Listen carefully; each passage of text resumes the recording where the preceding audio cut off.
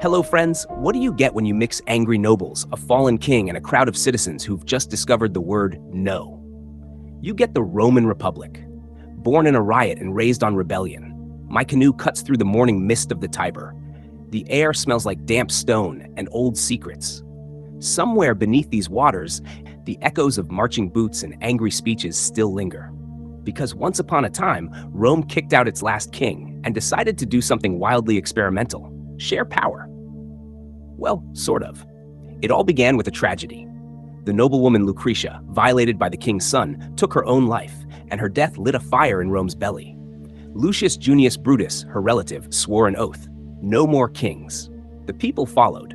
Tarquin the Proud was driven out, and in 509 BCE, Rome declared itself a res publica, a public thing. A state of the people, except not all the people. Power shifted to the patricians, Rome's aristocrats, who looked at this whole no king thing and said, fine, but let's not get crazy. They set up a new system. Instead of one king, there would be two consuls, elected annually to lead the state. Two heads were better than one, right? Especially if they could keep each other in check and out of trouble. But Rome didn't stop there. Enter the Senate, a group of wise, old, and usually very wealthy men who basically advised, debated, and occasionally muttered, "We told you so." Still, the Republic was a pretty bold idea. Laws applied to everyone, in theory. Decisions were debated in public. Magistrates were chosen by assemblies. They even invented the power of the veto, which in Latin literally means, "I forbid." Imagine the drama. One consul says, "Build a road," and the other yells, "Veto!" It was like political ping pong with swords. But don't be fooled, this wasn't a democracy as we know it.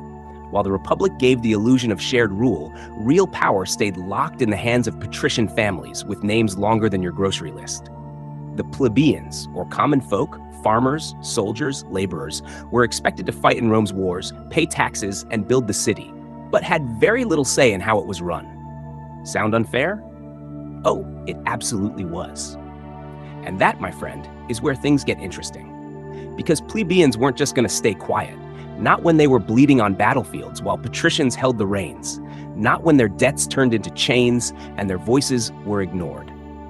The early republic was a triumph of change, but also a ticking time bomb of inequality.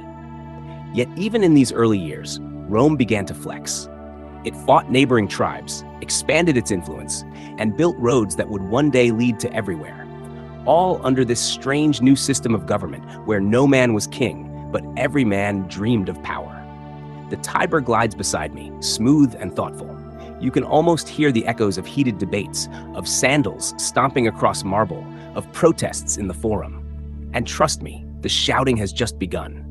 Next time we sail straight into the storm, the struggle of the orders.